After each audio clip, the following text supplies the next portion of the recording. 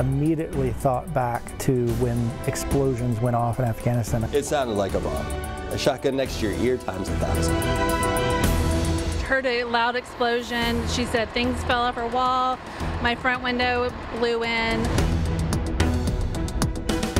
Be advised, we're getting numerous calls for services of a explosion with smoke clouds.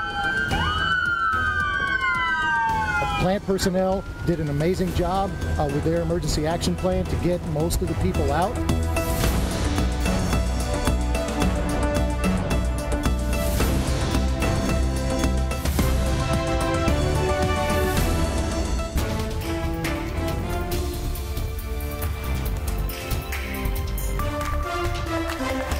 The disaster in the Clifton neighborhood, that massive explosion at a plant just east of downtown Louisville, heard from southern Indiana to Mount Washington, Kentucky. The number of injured has risen tonight. It is our top story with all new reports on the WHAS11 night team. Hello, everyone. I'm Doug Prophet. Now, take a look from the Sky 11 drone before sunset. You get the real picture of this giant blast ripping apart the old D.D. Williamson food additive plant in the heart of the Clifton neighborhood. Firefighters stayed on the scene. As you can see, for hours they were continuing to pour water right onto the plant.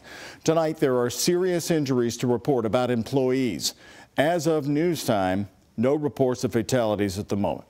It happened in 1901 Payne Street. D.D. Williamson is now called the Give It Done plant. It sits surrounded by homes, with Frankfort Avenue just 3 blocks away to the north, I-64 right to the south. Team coverage from our WHAS11 reporters on the scene since the first reports of the blast. Isaiah Kim Martinez is reporting along Frankfort Avenue, blocks away from the plant, where businesses still have major damage. The night team's Alex Dieter is back live right now near the plant. And Alex, we are certainly thinking of those who survived this horrific explosion today. Right, Doug. I mean, as you can see behind me right here on Payne Street, law enforcement still on the scene, but we are seeing residential traffic being able to go in and out. Now, I do want to point out that just before 10 this evening, we did hear another update from Mayor Craig Greenberg. He did say that that injured total has risen to 12, and he also said Louisville Fire is still searching inside the building to make sure all of these employees are accounted for. Now, here at 11 o'clock is what we know. 12 people were injured in this explosion, and at last briefing we heard that all of these are employees. 2 of those employees were rescued from the building, and 1 of them was rescued by Louisville Fire. And lastly, we do want to reiterate that there are no confirmed fatalities at this moment. We've been hearing from city leaders and residents and neighbors all day about the moments that explosion happened. Troublemaker radio, I'm down at Gizmo. I definitely did use some sort of explosion. Yeah, I was in class. It just shook a little bit. Emergency vehicles rushing to the scene of a massive explosion at the Give It On food additive plant in the Clifton neighborhood at 3 o'clock. You can see here from the Sky 11 drone a huge hole now in the building, debris from the building blown onto the train tracks, employees rescued from the building and rushed to the hospital. It can be burns, it can be blunt injuries, it can be penetrating injuries, trapped by debris, chemical explosions, and chemical exposures. U of L Chief Medical Officer Dr. Jason Smith told WHAS11 2 people were in critical condition of the 7 employees that were sent to U of L. There were a fair amount of burn injuries, a pretty significant amount of blast injuries as well, from the penetrating and blunt injuries from the force of the explosion, as well as some crush injuries where some debris had fallen on the patient. Viewers recorded moments after the blast, like this video from Mo Deljoux. You can see another angle here taken by Clifton Neighborhood Association President Michael Leary. Clouds of smoke, debris all over the road, and a pole going right through a car. O'Leary lives right behind the building and felt the explosion that was felt for miles. I was actually working and felt this incredible explosion. It was, I felt it in my chest. It was a pressure type thing.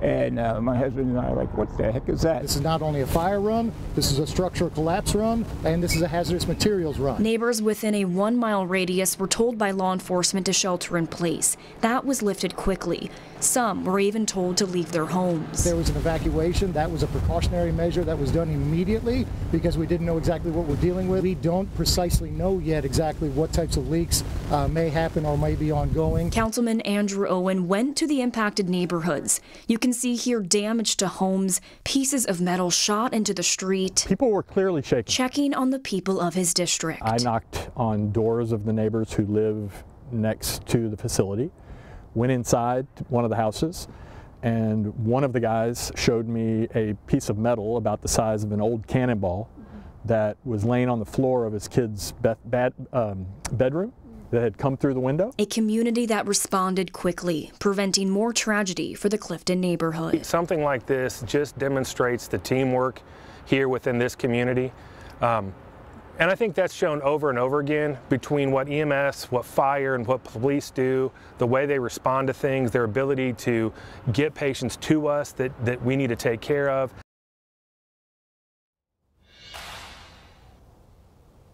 Now, we were told that emergency services have been monitoring the air quality for any leaks of chemicals from this explosion.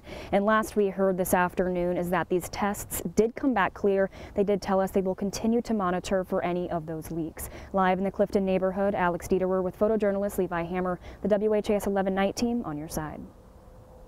Alex, thank you very much. For those of you who have damage to your house or property, you need to leave all of the debris where it is and contact MetroSafe at 502-574-2117 to report any further damage. Not because the debris is contaminated, but because it will help investigators piece together the puzzle of what happened at 3 this afternoon. This plant is nearly a block long, and it sits right along the main railroad tracks that move near Frankfort Avenue. Our Sky 11 drone showing you again the force of the explosion that sent debris across the Clifton area. Schools were held in place for a time. The Givaudan company bought D.D. Williamson in 2021. Windows blown out of homes, businesses, and churches. Plus, this plant was the same location that had a fatal explosion in 2003. Under different ownership then. Tonight, we're talking with one woman who says it was her stepfather killed in that explosion. WHAS 11 Night Team's Clarice Shaley and Chief Photojournalist Philip Merle are in Clifton. The explosion from the nearby plant rips through Frankfort Avenue. Its force leaving a path of destruction a few blocks from the plant. And I was sitting in my living room, and all at once, boom! I mean, I knew it was an explosion.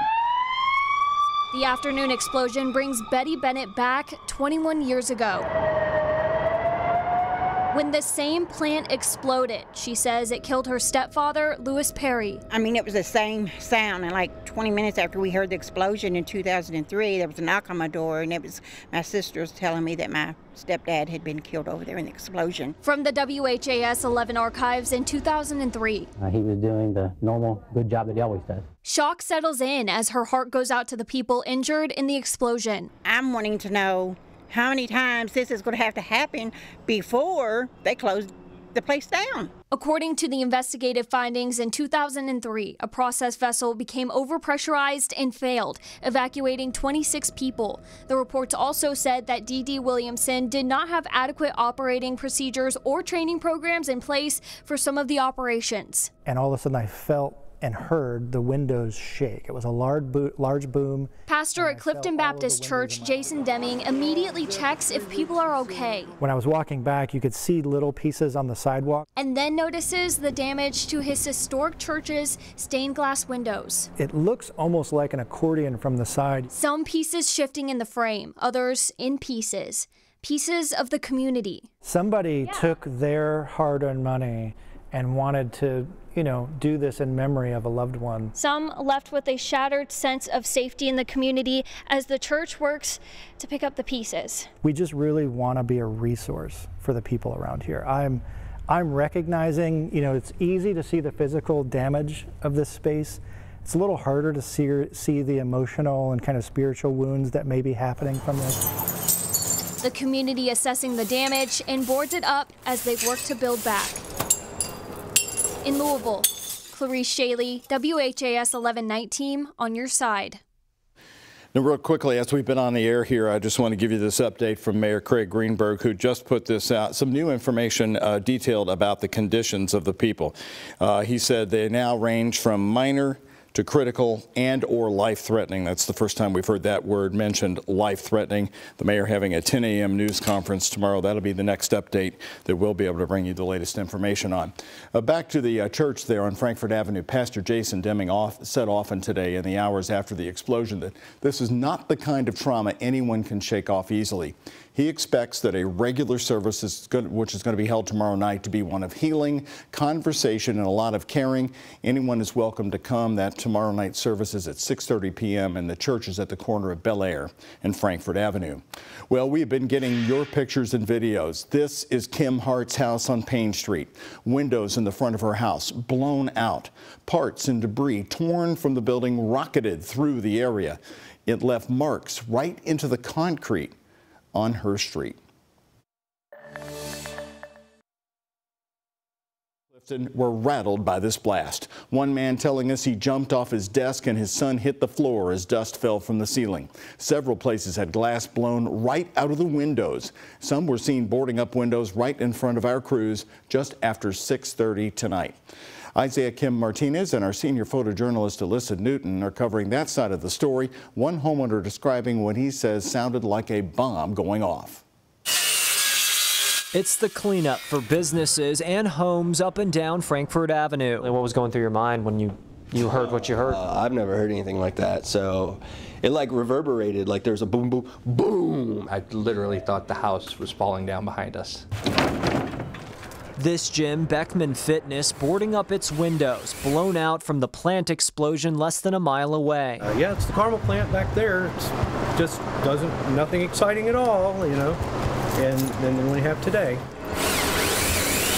Property owner Jason Baker. I feel blessed that no one was hurt, and the impact has only affected some glass. The effects of the explosion felt across Frankfurt Avenue. You can see the glass blown out here at the Clifton liquor store. And if you follow along with me, you can actually still smell something's off in the air. Right next door, we actually talked to the property owner. You can see boarded up windows. This is directly from the impacts of the explosion today. There's actually a gym, Beckman Fitness, right along here. You can see their glass obviously was broken today, having to board up those windows. Folks inside actually were training just after 3 p.m. when this happened. They say no injuries here. Ultimately, they're sending their best wishes to those in the hospital. Me and my family will be praying for anyone who's been injured. And 120 years it's been there.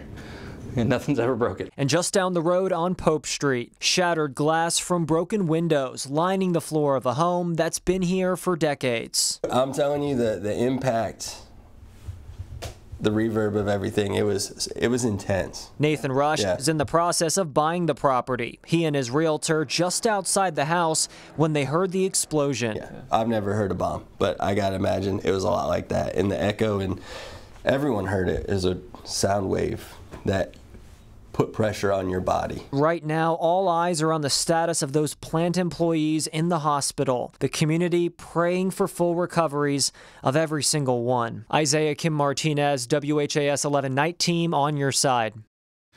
So the search for the cause, let's talk about that for a moment. The actual investigation into the cause started right as the sun was going down tonight. Sightseers had also started showing up along Frankfurt Avenue in the area, and police are asking you to avoid that area of Frankfurt and Payne for the time being.